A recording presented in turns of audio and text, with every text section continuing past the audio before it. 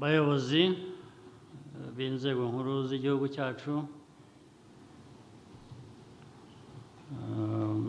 nyakubahwa perezida wa sena n'aba visi perezida bamaze gutorwa no kurahira, banyarwanda mwese reka mbanze mbasuhuze.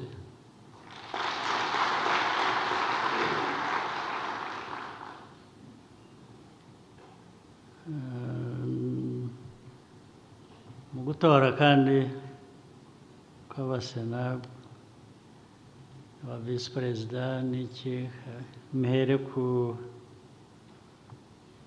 byo nabonye byiza byabanje, ngira ngo harimo nabyita. Murakoze. Nk'uko bigaragara, Senateri Karinda François Xavier agize amajwi 25. Nk'uko biteganywa n'itegeko ngenga rigena imikorere ya Sena, utsinze amatora ku mwanya w'ugize biro ya Sena n'uwabonye ubwiganze burunduye bw'amajwi y'abasenateri bahari. Nyakubahwa Perezida wa Repubulika, mwimerere uburenganzira nageza ku bateraniye hano n'abadukurikiye, utowe ku mwanya wa Perezida wa Sena. Ku mwanya wa Perezida wa Sena hatowe Nyakubahwa Karinda François Xavier.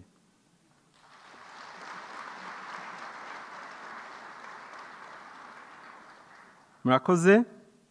Hakurikiyeho gutora ba visi perezida ba Sena, harabanza gutorwa visi perezida ushinzwe amategeko no kugenzura ibikorwa bya guverinoma.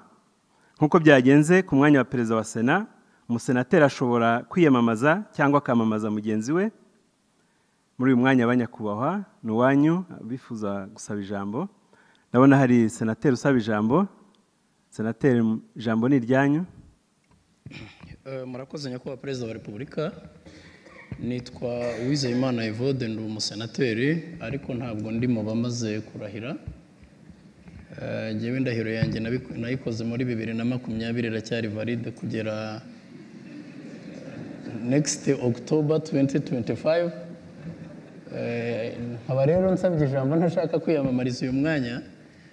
Nashaka kwamamaza umugore witwa Sorina Nyirahabimana. Jewe mumvane kuri screen mubari we mushyiraho, ari hano imbere yanjye rwose, niba bishobokamo. Sorina Nyirahabimana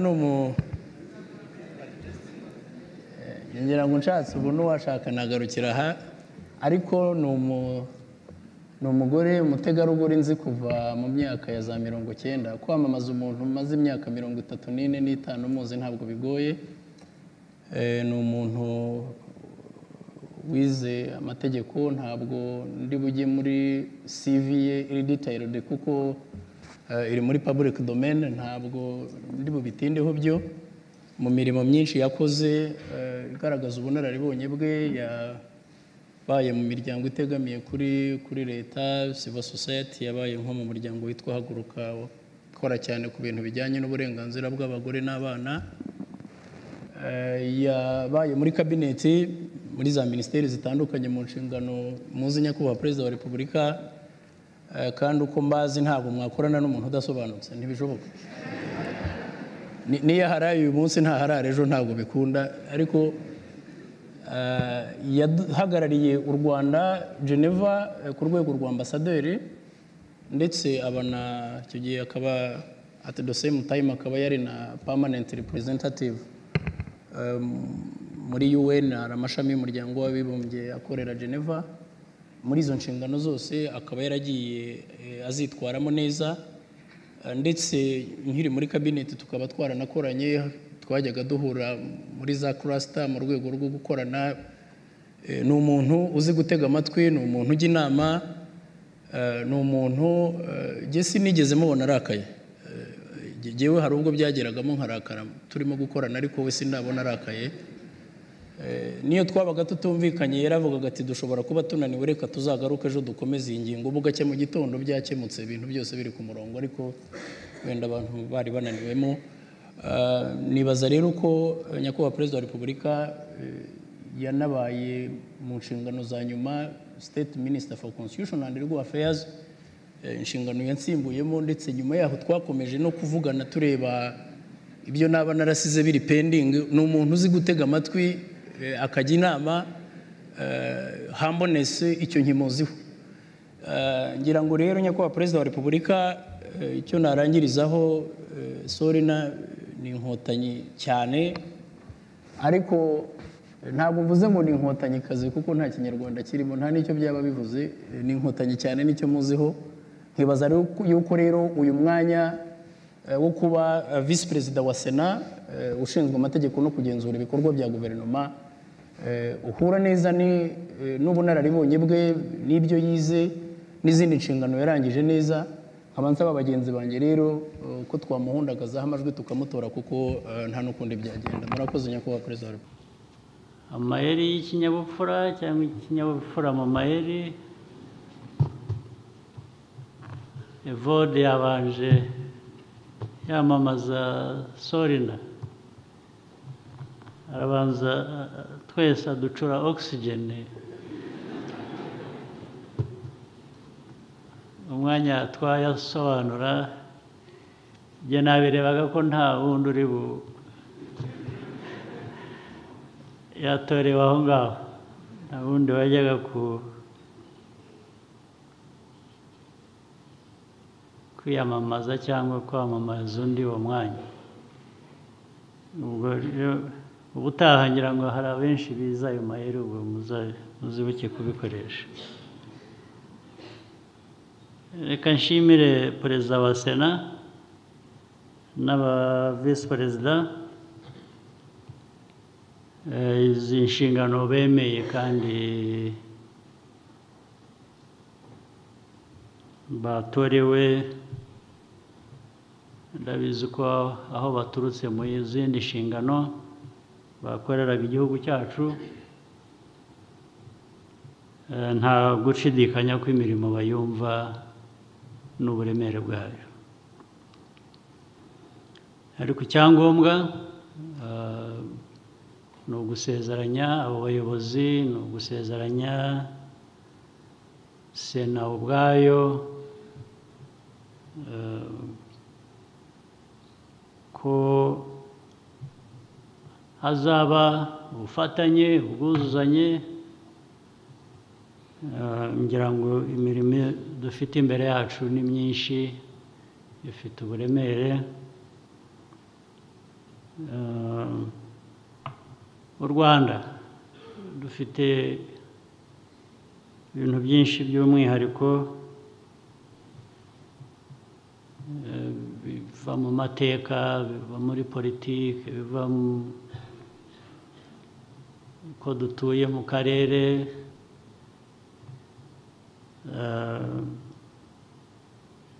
tutagira icyambu. Ubwo rero bidufasha gushakisha uburyo bwose twakora kugira ngo tubeho neza, dutere imbere ndetse tugere kuri byinshi twifuza. Sena rero ibifitemo uruhare runini, cyane cyane iyo yuzuzanije n'abandi n'izindi nzego. Ubwo bufatanye buvamo ko dukemura ibibazo ubundi biba hari ingutu, ndetse n'ibigaragara ubundi ko bidafite igisubizo. Abantu iyo dutekereje neza nyine imiterere y'u Rwanda, nabyo birakemuka. Gukemura ibibazo by'igihugu, ikintu cyiza mbere ya byose ni ukutagira umunyarwanda usigara inyuma. Byose buri munyarwanda wese akibona mu bisubizo bigenda bishakwa cyangwa bigerwaho by'ibyo bibazo igihugu kiba gifite ndetse bakabigiramo uruhare ntabwo ari inyungu zibageraho gusa zindi ariko n'uruhare bagomba kubigiramo iki ni ikintu tugomba guhora twibuka twibukiranya kugira ngo dukomeze gutera imbere tutaba twasubira inyuma mu nshingano zacu cyangwa ibindi dushaka kugeraho nashimye kubona ndetse muri sena dufitemo umubare w'abadamu abategarugori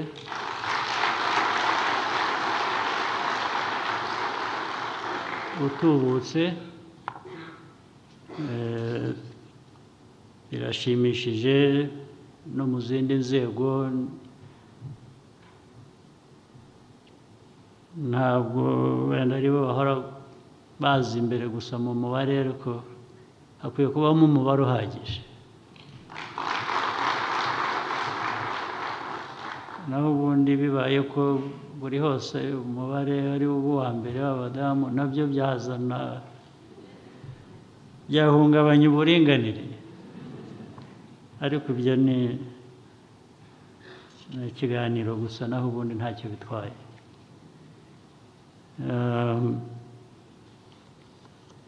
rero hari sena hari n'izindi nzego zifatanya na sena nabuze kutagira usigara inyuma ariko nashaka kuvuga ko n'ikintu cyo gukurikirana ibyo dukora ibyo abantu bifuza no kwirinda kunyura inzira y'ubusamo kenshi mu bikorwa bimwe ku bantu bamwe tugashaka kugira ngo dukore ibintu neza bifite umucyo biganisha hahandi gusaha inyungu z'abanyarwanda benshi accountability rero accountability ifite uburemere